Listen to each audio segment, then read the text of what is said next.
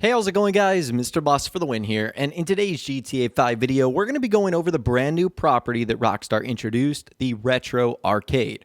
I'll be showing you guys the free location, all the upgrades that you can do, and everything you need to know about this new property. So it looks like there are a couple prerequisites for this. I believe you need to own a penthouse at the Diamond Casino and Resort, which means like briefly starting the very first mission. Outside of that, the only thing that should happen is you get a notification from Lester telling him to meet you at Mirror Park. And when you meet him at Mirror Park, you're introduced to a couple of other new characters as well, members of the Chang family, and they show up and you guys talk for a little bit. Essentially, once that cutscene completes, you are free to purchase yourself an arcade property. And these properties are found on the Maze Bank foreclosure site. So what we're going to do is, to make this easier, we're going to sift through arcades only. And there are 6 total arcades. There are 4 within the city limits of Los Santos and then 2 way outside. One of them is in Grapeseed, the other is in Palito Bay. So let's talk about the first location today, also being the cheapest location. That is Pixel Pete's in Palito Bay. So normally, this has a price tag of $1,235,000. However, if you are a Twitch Prime member, this is the arcade that Rockstar is giving away for free. So needless to say, it's located pretty far away from some of the other things that might be happening, like events near the Diamond Casino and Resort, which is located near the city. But if you are strapped for cash, this is one good way in which you can save a little bit of money, and you can end up getting yourself a free arcade. So that's the first arcade right there. The second arcade is located somewhat close by in Grapeseed. This is Wonderama with a price tag of $1,565,000. So this one is just basically on the other side of Mount Chiliad, and because of that, you're paying about $300,000 more. Let's move into the city now. The first one we're going to be looking at today is Videogeddon in La Mesa, which also happens to be the closest one to the Diamond Casino and Resort, for whatever you consider that value to be. Its price is $1,875,000. And I should also mention that aside from cosmetically the building itself, there are no differences to which one you choose. Like, some of these aren't bigger than the other. They're all the same size. They all have the same features, just a different location and some different cosmetic features. Now, after Videogeddon in La Mesa, we move down to Warehouse in Davis, which has a price tag of $2,135,000. As far as the ones in the city go, ironically enough, it's one of the farthest away from the Diamond Casino and Resort, which I thought would be the exact opposite, but either way, that is Warehouse. The next one is Insert Coin in Rockford Hills. This one has a price tag of $2.345 million.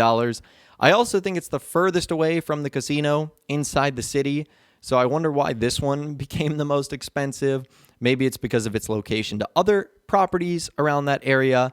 And last but not least, you've got 8-Bit in Vinewood, which is the most expensive at $2,530,000. So which one of these would I go for? Well, if you're looking to avoid players, I would not recommend choosing Pistol Pete's in Palito Bay, and I would not recommend choosing 8-Bit. The reason I say that is because people are most likely going to fall into 2 categories. They're either going to go for the cheapest option, or in many cases, the free one, or they're going to go for the most expensive because they think it's going to give them the best opportunity. So if you want to avoid the most crowd, stay away from 8-Bit and Pixel Pete's. So I would recommend the 3 others in the city: Insert Coin at Rockford Hills, Warehouse in Davis, and at Videogeddon in La Mesa. Again, that's just my personal preference. If you want to be closest to the casino, La Mesa is your best bet. If you want to be closest to some of your other properties, maybe Insert Coin is your best bet. Just try to avoid those first 2 I mentioned because they are definitely going to be the most popular. Now, after that, we have to customize the arcade itself. The first thing we decide on is style. So for the style, you've got Total Focus, which is sort of the default one. You've got Take a Shine, which is a $290,000 upgrade that, in my opinion, just makes it look a little bit brighter. And then for $470,000, you can upgrade to Exposed Hipster, which is like a brick design. So there you go. Those are your styles. You then choose from the various murals. So you start with Naked. You can go to Pixelated Thought, Racing Stripes, Spray Forever, So Kawaii, I think that's how you say it, Another Realm, Wireframed, All the Colors, and Oh Edgy. And all those upgrades are anywhere between 50,000 and a little over 100,000. It's not too bad right there, but they do have different values. The next thing you can upgrade is the floor. We start with Naked, but again, you can change it to the Lab. You could also go to Scale Up. One of my favorites is Intergalactic, kind of gives you that classic arcade feel. The next is Yay Rainbow, followed by Thunderclap. After that, it's Understated Stars, Super Fun Playthings, and then you've got Prim and Proper. Now, these upgrades are from $78,000 all the way to $165,000, so a little bit more expensive. After that, it is Neon Art. Again, you start with Naked. For a fee of $107,000, you can get a Degenitron emulator one. After that, it is Crotch Rocket. Following that, it is Game Over, which is pretty cool. You've got BFFL. I think that stands for Best Friends for Life. Mighty Sword is up next. That one's pretty cool. My favorite one of the bunch is LS Knights, which gives you like a super outrun vibe. After that, it is Penetrator, which is pretty neat. And the last one is Adult Content, being the most expensive. So the range for those is $107,000 to Adult Content, which is $320,000. So after that, it's time to go for some extras.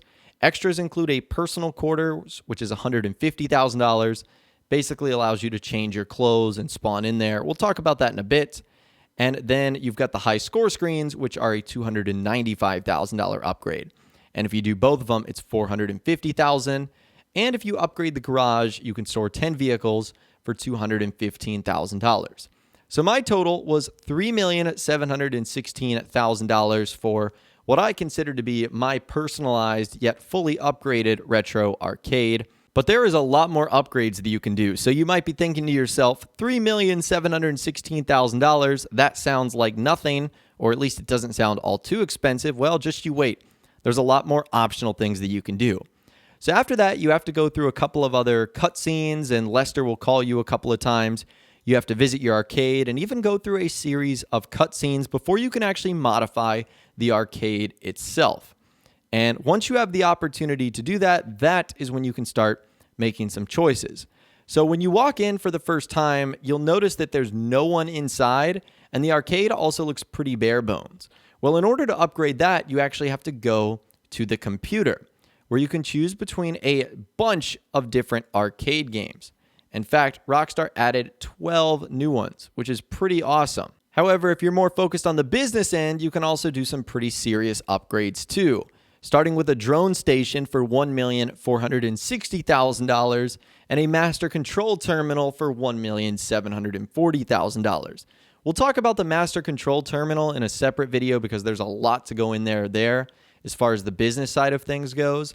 But those are more upgrades that you can do that'll put you well over the $3 million mark for just those things alone. However, let's go on to the games now. So there's a lot of different games you can buy. The first is Space Monkey 3 Bananas Gone Bad for $360,000. Badlands Revenge 2 for $362,500.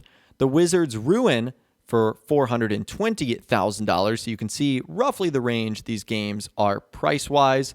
After that, it's Race and Chase Street Legal, which is $410,000. Race and Chase Get Truckin' for $369,000.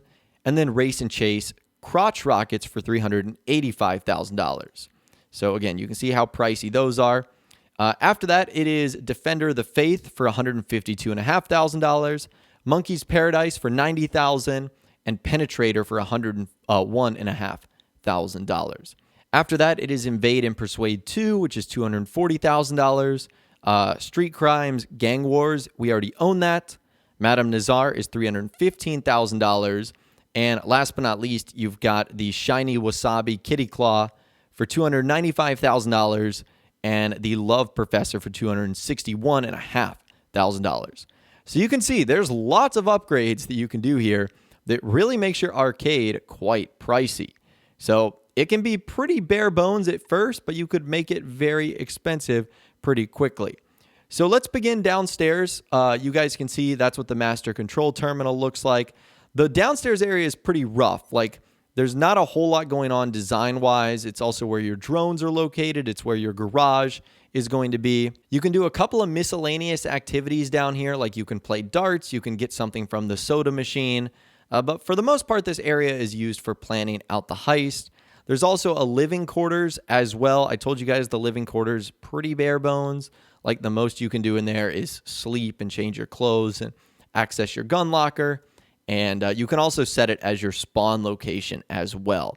So that is quite nice if you want to spawn here every single time. Now you will have to wait actually a little bit before your new arcade games arrive. So what you should do is just go outside and basically hang out for a minute or two. And then you should get a notification from Wendy, who's like the new staff lady there, that the stuff has arrived. And when it's arrived, that is when you will see your arcade come to life. And you'll be able to basically design the arcade the way you want. You'll see people are on the inside. And if you want to change up the arcade games, all you have to do is go to your computer and then hit Manage Arcade Games. And from there, you can choose what games you want in specific slots. Now, keep in mind, and we'll touch on this in future videos, that only some games can be placed in certain areas, whereas other games can be placed in almost every single spot. So you're going to have to play around with the design aspect here to really get the right feel for what you want. But that's basically how it works. You can just start placing arcade games pretty much wherever you want. And you can have as few or as many.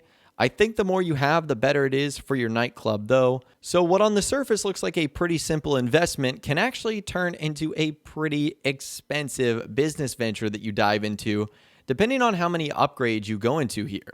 I think all in all, I probably spent around $7 to $8 million on the entire arcade, buying every single arcade machine, upgrading it as much as I could, buying one of the more expensive locations with, the expensive cosmetic upgrades there. So you can actually make this pretty expensive when it's all said and done, but you could also try and live on more the bare bones end. And honestly, as long as you just have the arcade, you'll be able to do the heist missions and make money in other ways.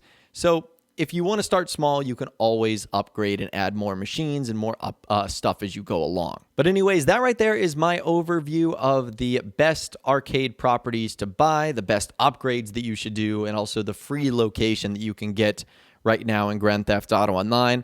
I'd love to hear from you guys in the comments down below. What does your arcade look like? Is it similar to mine? What other designs have you chosen to go with?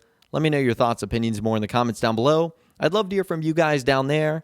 If you guys did go on to enjoy this video, though, a like rating would, of course, be awesome. And be sure to subscribe to my YouTube channel if you are new, or you want to stay up to date on all the latest GTA and Diamond Casino Heist videos that I'm going to be doing here on my channel over the next couple of days and weeks. And be sure to ring that notification bell as well. Sometimes YouTube just doesn't work, and if you ring that bell, you'll always be guaranteed to be notified when new videos arrive. But of course, as always, guys, thank you all so much for watching. Take care, and I'll see you guys in the next video.